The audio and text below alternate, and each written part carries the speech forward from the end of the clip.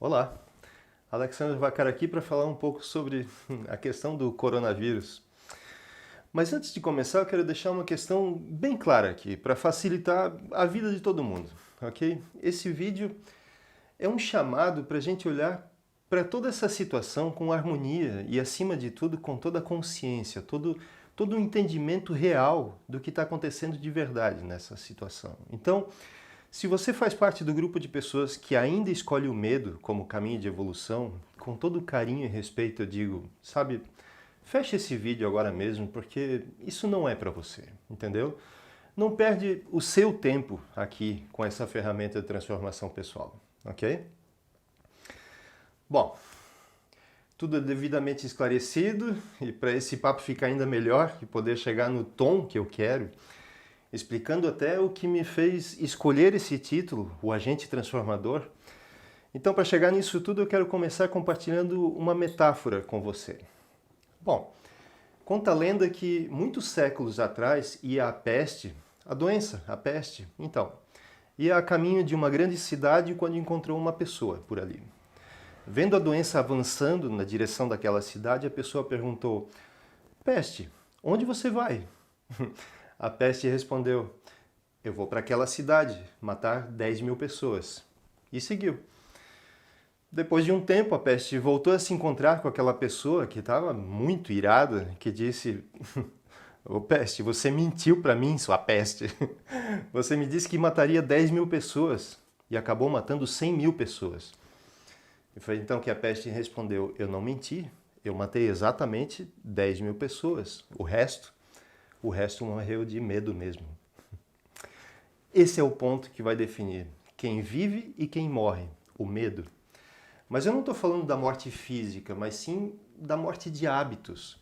A morte do nosso estilo de vida. Porque olha só, de acordo com as informações científicas que nós temos acesso, isso tudo está disponível para todos nós. O que a gente sabe sobre esse vírus é o seguinte.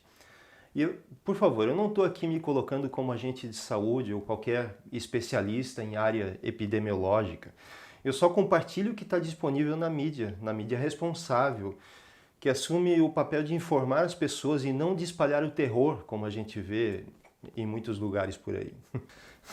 Pelas mensagens de WhatsApp que a gente recebe todo dia, por exemplo, a humanidade já estaria extinta com esse vírus. Então, esses dados que eu vou compartilhar aqui estão no site da OMS, a Organização Mundial de Saúde, para todos nós acompanharmos, ok?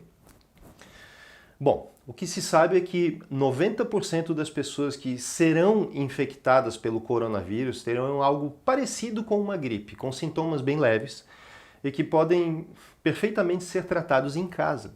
Esses sintomas são febre, sim, possivelmente 100% das pessoas que contraírem o vírus vão ter febre. Tosse seca, em torno de 77% das pessoas devem apresentar esse sintoma. E falta de ar. Mais ou menos 66% das pessoas podem manifestar isso. Algumas pessoas também podem apresentar dores de cabeça, coriza, diarreia, mas nem sempre isso acontece. Sobre a taxa de mortalidade, ou seja, quantas pessoas devem morrer ao serem infectadas pelo coronavírus? Bom, ainda de acordo com a OMS, a taxa de mortalidade do coronavírus é de mais ou menos 4% em todo o mundo.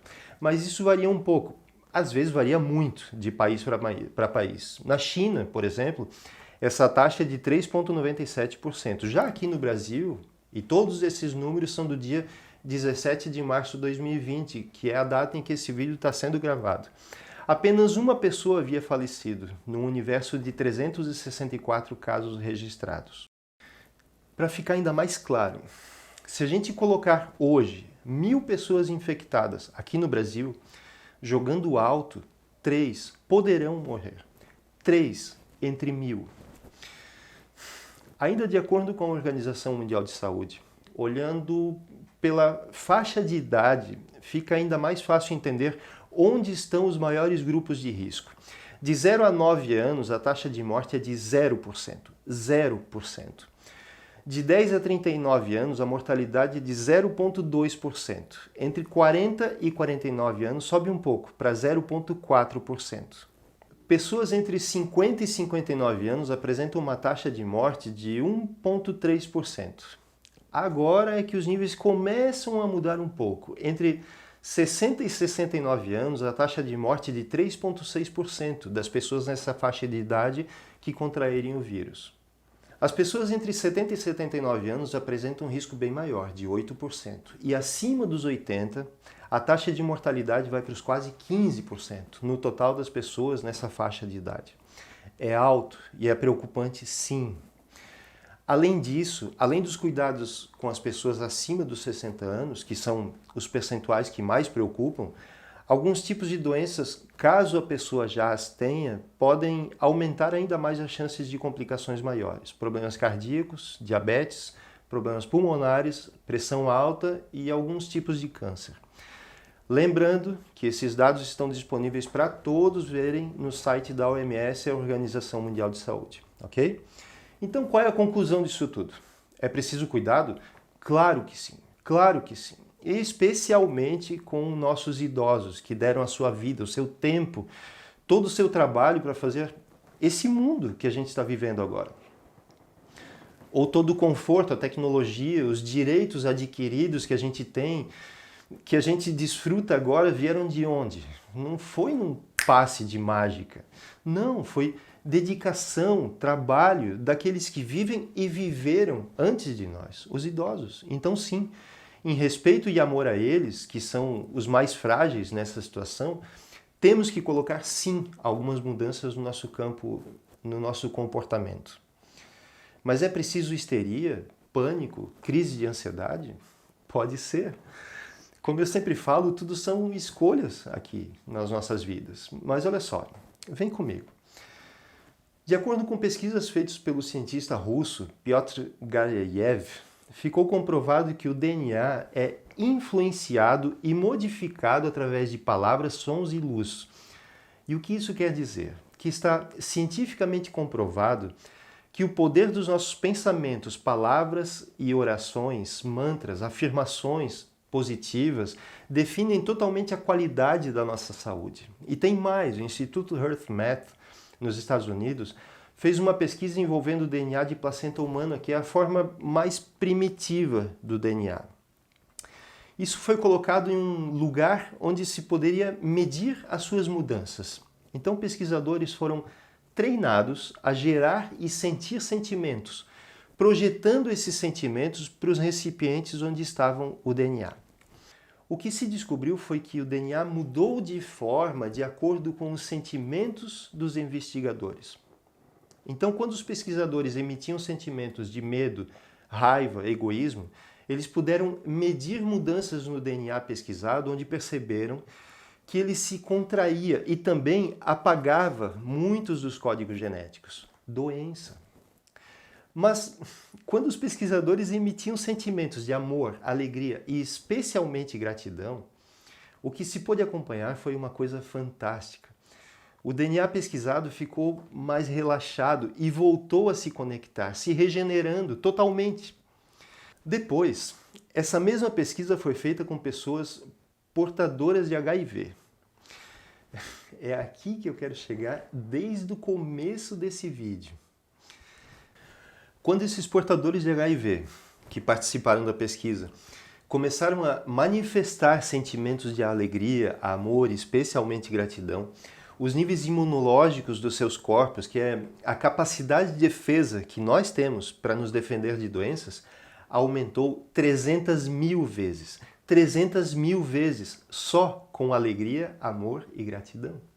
Agora não tem mais espaço para dizer que é papo esotérico, é ciência. É ciência.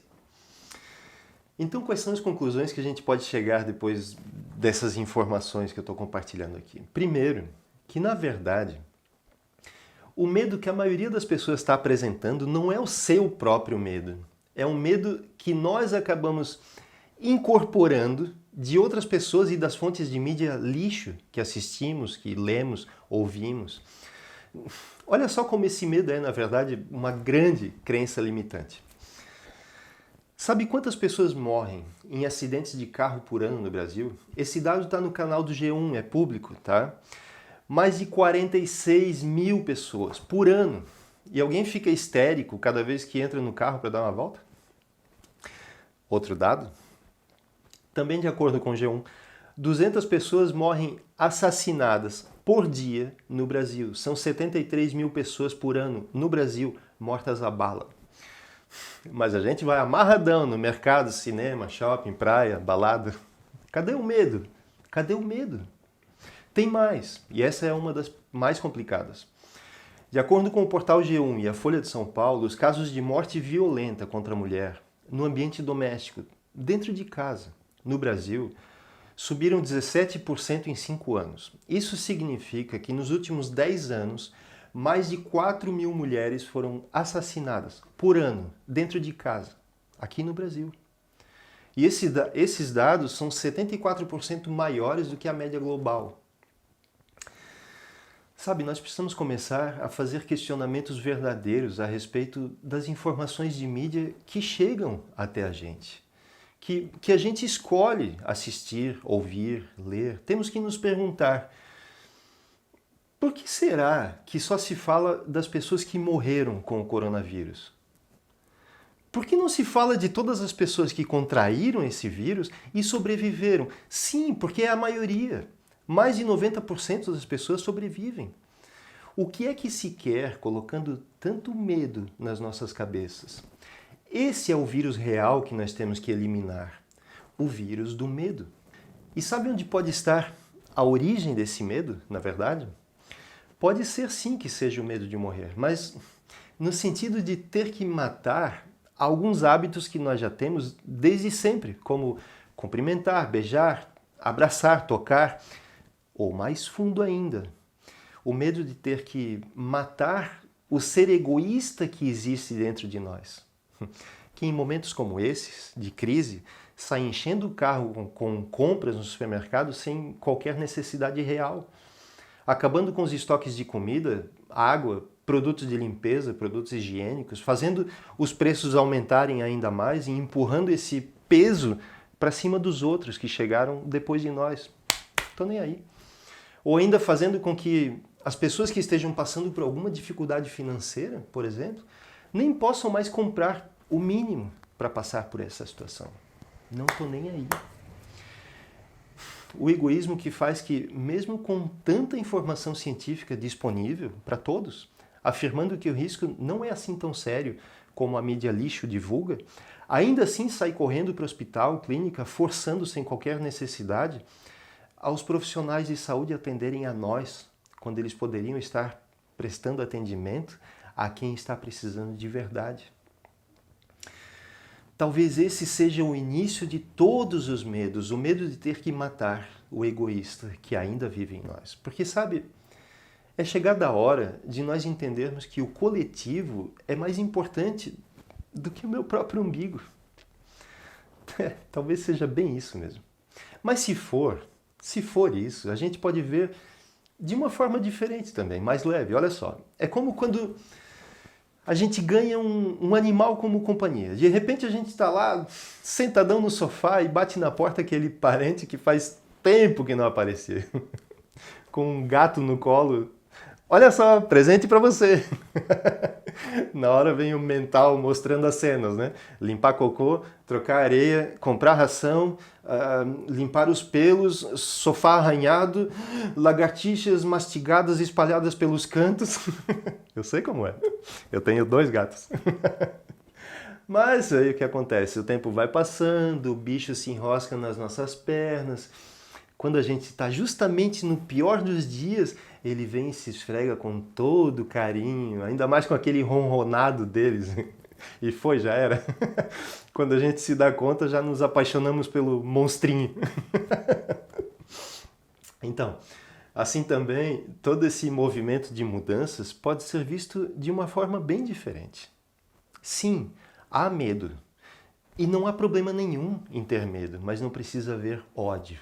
Não precisa. Sim, existe a necessidade de isolamento, mas não precisa haver solidão. Sim, a gente está acompanhando as compras de pânico, mas não precisa haver maldade pensando só nas minhas compras. Sim, existem riscos de doença, mas não tem de haver doença da alma. E sim, existe até mesmo o risco de morte, sim. Mas sempre tem espaço para o renascimento do amor.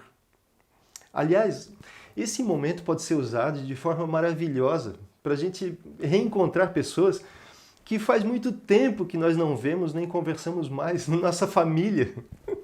Já que nós temos que ficar em casa, vamos deixar de lado um pouco os computadores, celulares, TV e resgatar mais as conversas, as trocas de atenção. Carinho não precisa do toque para ser expresso. Às vezes, só um olhar já enche um coração de alegria e de amor próprio. Pensando bem, olhando por esse ponto de vista, mudar nossos hábitos para uma vida mais saudável comigo mesmo e com todos os que vivem comigo, parece até uma boa morte, né? Então, no fim das contas, na verdade, nós temos que agradecer esse tal de corona. Se todos vão pensar dessa forma, claro que não. Claro que não. Muitos, mas muitos mesmo vão se perder nas armadilhas do medo, sim. Mas esses, na verdade, nem vão chegar até aqui nesse vídeo. Eles e elas estão lá nas escolhas que fizeram há muito tempo, vendo novela, falando mal da vida dos outros e de si mesmos, assistindo telejornais que jogam sangue dentro das próprias casas. Ou seja, alimentando ainda mais o próprio medo. É uma forma de justificar o sofrimento que criaram para eles mesmos. Mas você, que ficou mais de 10 minutos aqui recebendo toda essa informação transformadora, com toda certeza você vai ver todo esse caos passar com muito mais tranquilidade. Porque você sabe o que está fazendo. Está fazendo de tudo que é preciso para cuidar de você e do coletivo, especialmente dos idosos. Transformando a sua vida com toda a consciência e alegria e muita gratidão por todas as situações que acontecem na sua vida. Parabéns! E muito obrigado por me acompanhar até agora nessa reflexão. Muito obrigado. Vamos, é só mais uma crise, vai passar como todos os outros vírus, fungos e bactérias que já contraímos e sobrevivemos. Adaptação, nós somos mestres em nos adaptar a essas situações de crise. E no final, mais uma vez, como sempre fizemos, vamos crescer muito com isso tudo. Ei, vamos! Bora viver! Tchau!